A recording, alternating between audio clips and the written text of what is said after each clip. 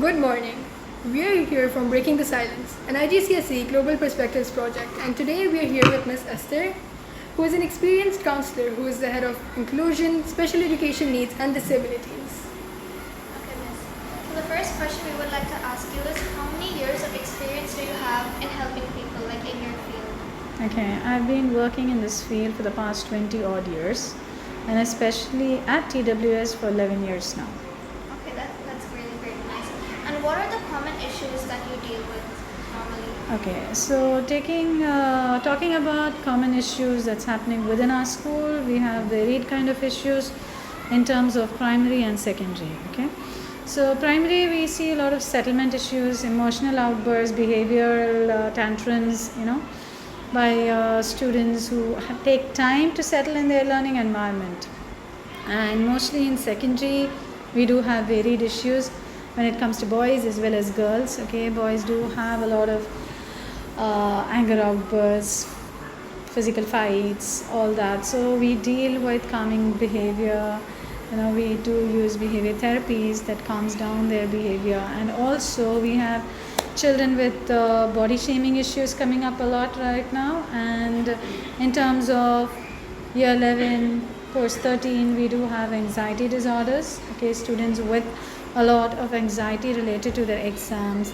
And with this current pandemic, we still have students who have a lot of issues because of their 1.5 years of staying at home and again coming back to the normal situation. Okay, it took a while for them to adapt to the changes that's been happening on and off.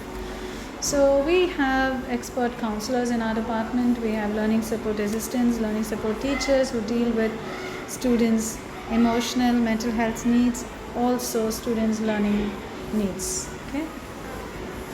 Thank you, ma'am, for the information we received. So, what are your ways of treatment and how do you make sure that they're effective?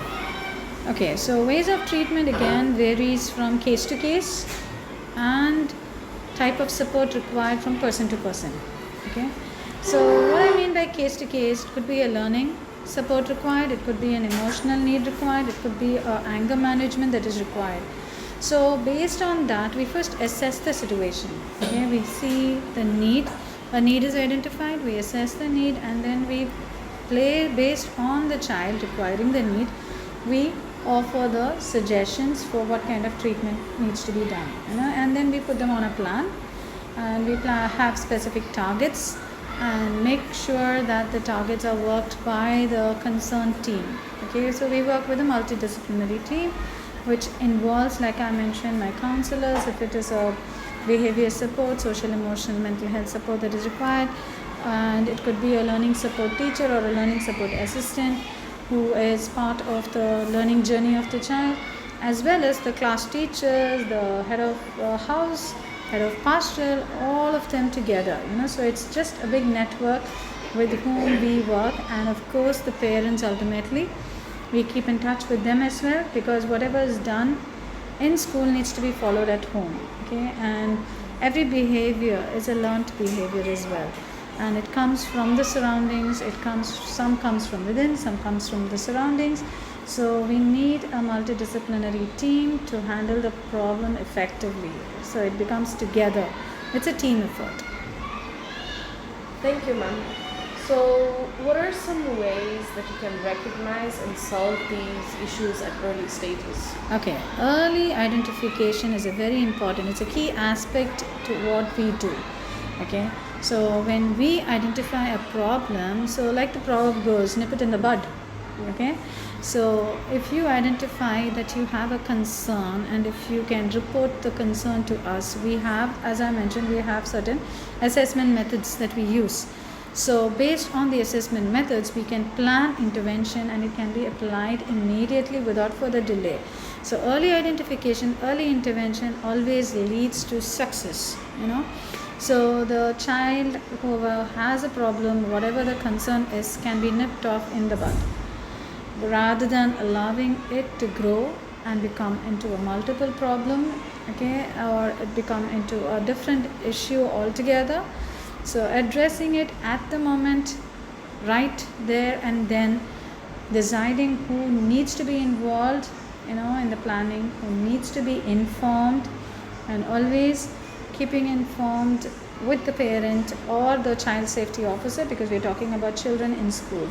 So we do connect it with the designated child safeguarding lead of the school, and we handle issues. Alright. In your career, have you ever come across people suffering from psychotic disorders? Yes, of course, I have worked with children with schizophrenia, children with multiple personality disorders back in India, where I started off my career. And I've also worked with halfway homes where mentally challenged people, on their way to recovery from the mental health institute, and then they are in a halfway home so that they again relearn basic living skills before they are integrated into their family environment. Now, sadly, most often what happens when a family identifies a psychotic person, they generally leave them in a government mental health hospital, but some cases they don't come back because they have such a taboo associated with it. They have such a stigma associated with that, so they don't want them back in the family. Even after treatment, even after therapy is being given, they are not integrated back into the system. So they need a life of their own. That's why they are sent to halfway homes, where they prepare them basic living skills and also basic vocational skills, wherein they can make a life of their own if they are totally ignored by the society. And in our school, we generally see autism spectrum disorder is a condition, again, where a child's social communication interaction is totally affected. And because it's a spectrum, we have from the low range to the high range. Okay, and each child might definitely differ from the other in terms of what their manifestations are. So we see child with high IQ and hyperactive behavior being an autistic kid. So having a high IQ, I have seen children in FS being superfluous readers. Okay, and to the extent that they can read as a normal adult.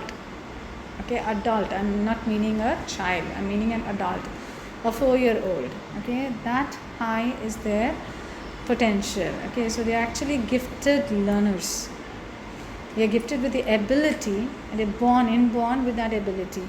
And because of their other condition of having autism, they are not able to express like the normal students that we have. Okay, so they function in their own way. So we have learning support assistants working one-on-one with children under the spectrum. And part of it is also hyperactive behavior, so their attention and focus becomes distracted, and their attention span is very limited.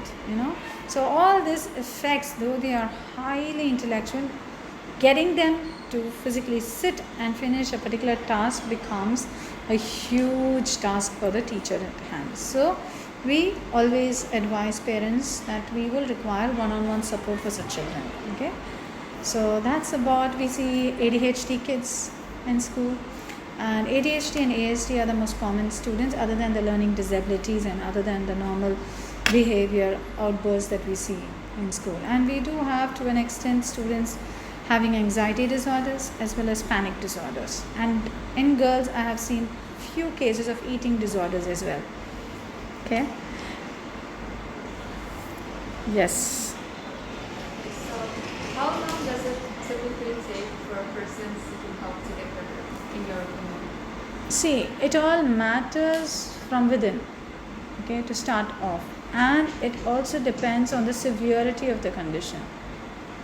If the child is basically just feeling a bit low, okay, so when we do our assessment, we find out the possible reasons for being sad, depressed, or having any kind of emotional need, or it could be one of their primary caregiver,